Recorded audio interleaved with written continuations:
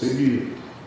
Si vous voulez être lavé, allez au fond du dossier, vous prouvez votre innocence et comme ça vous nous laissez tranquille. Son angle d'attaque, après avoir attaqué le chef de l'État, après avoir attaqué la justice, maintenant la méthode c'est de s'attaquer au président du Sénat et au bureau du Sénat.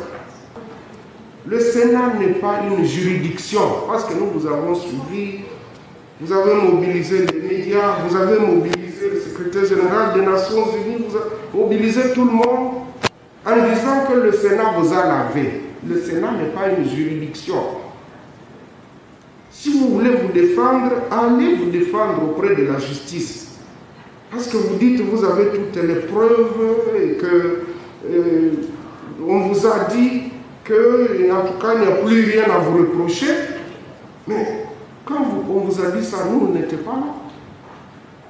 Ici et la fois passée, c'est dans un français clair, limpide et simple que j'ai dit qu'il y a deux affaires.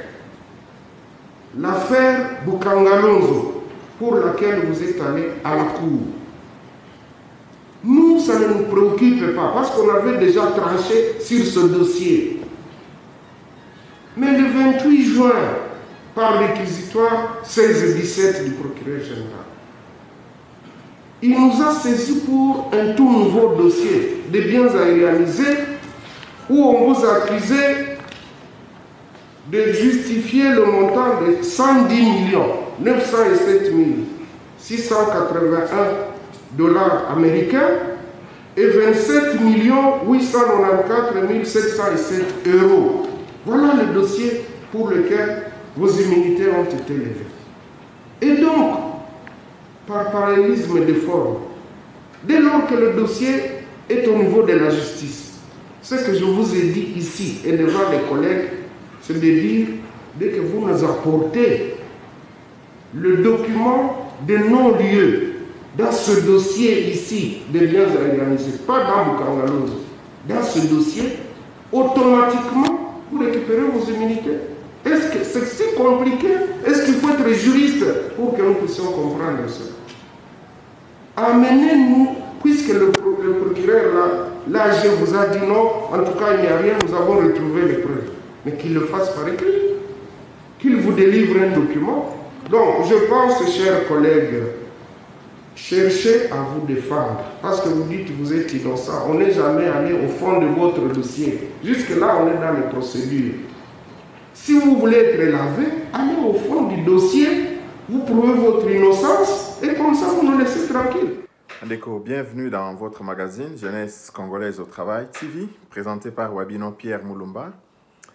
Je voudrais d'abord remercier tous nos abonnés, Madame Régine Milolo depuis Bruxelles pour son soutien indéfectible, et Fabrice, notre journaliste d'investigation depuis Kinshasa, et Marlène Bappé Mbambi qui abattent un travail titanesque pour votre chaîne Bandeko.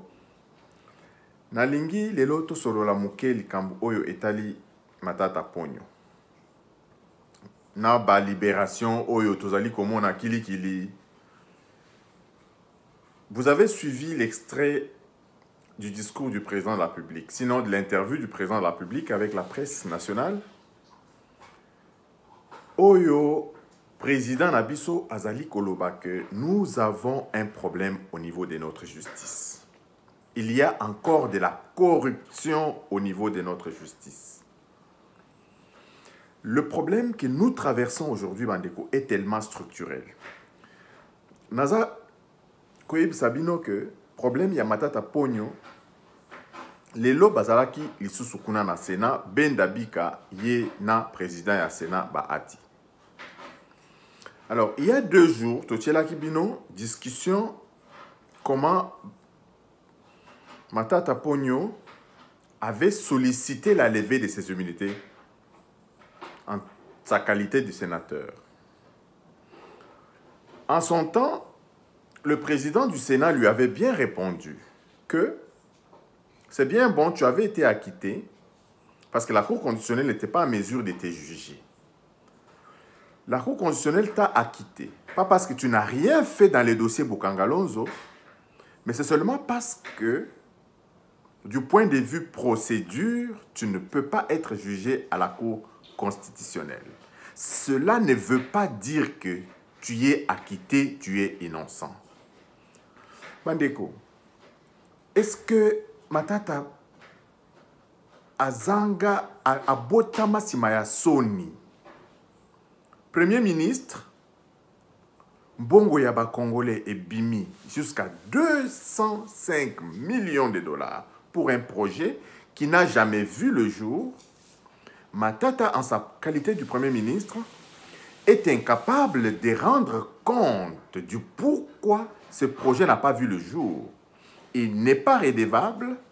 Et aujourd'hui, c'est le peuple congolais qui lui est redevable parce qu'il est en train de vouloir solliciter, coûte que coûte, ses immunités. Vraiment, honte à lui, honte à toi, Matata Ponyo. Lelo oyo, bakoti lisusu na Sénat. Matata Ponyo azongeli lisusu dossier na yewana, comme quoi azali koluka, bazongi cela écoute qu'écoute, ba immunité na ye en qualité de sénateur.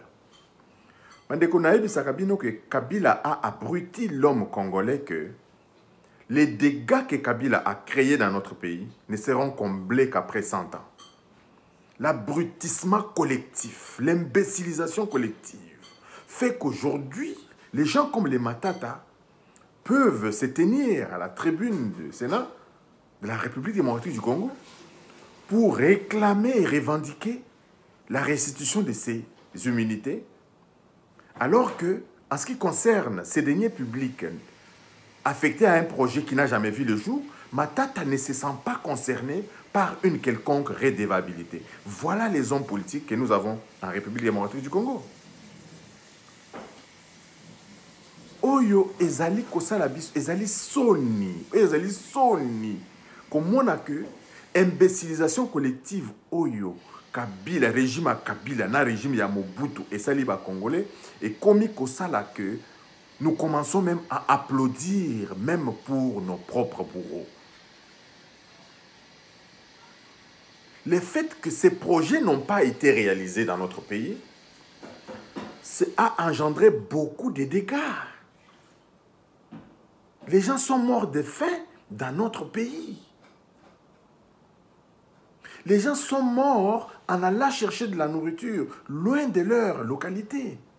Tout ça, ce sont les méfaits collatéraux de cette mégestion de Matata Ponyo, alors que ce parc agro-industriel devrait alimenter la ville de Kinshasa et les villes environnantes en produits vivriers.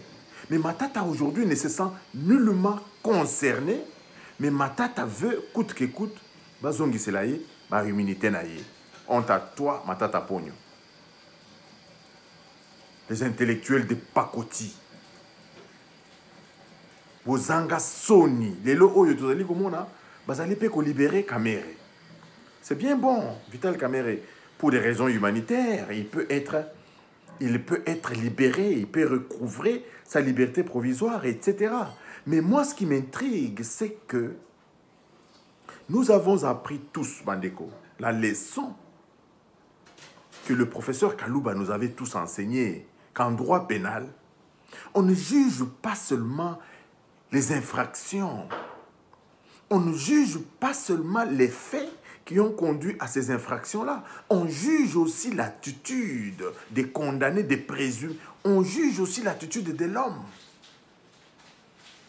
Mais de tout ce qui s'est passé, vous ne voyez nullement aucune repentance, aucune reconnaissance de quelque manière que ce soit. Nos militaires n'ont pas de maison, mais l'argent est sorti des caisses de l'État pour la construction des casernes des militaires, des maisons au Kanchachi, etc. Ces maisons n'ont jamais été livrées à l'État, mais les gens réclament leur liberté provisoire sous prétexte des maladies, sous prétexte des raisons sanitaires. Mais ici, il y a une question de bon sens. Ici, il y a une question de bon sens. Je pense que ce peuple mérite mieux que le spectacle que notre justice est en train d'offrir aujourd'hui.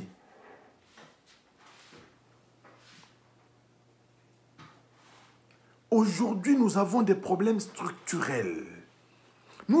Le Congolais veut voir que personne ne veut que ces gens-là soient en prison. Mais nous voulons que l'argent que ces gens-là ont détourné puisse être rapatrié dans les caisses de l'État, les maternités soient construites, les routes soient érigées, les ponts soient érigés sur nos rivières pour faciliter la libre circulation des marchandises, des produits vivriers, etc. C'est tout ce dont nous désirons aujourd'hui. Nous ne voulons même pas ces gens-là en prison. On s'en fout de leur vie. On s'en fout véritablement qu'ils soient en prison ou à l'extérieur.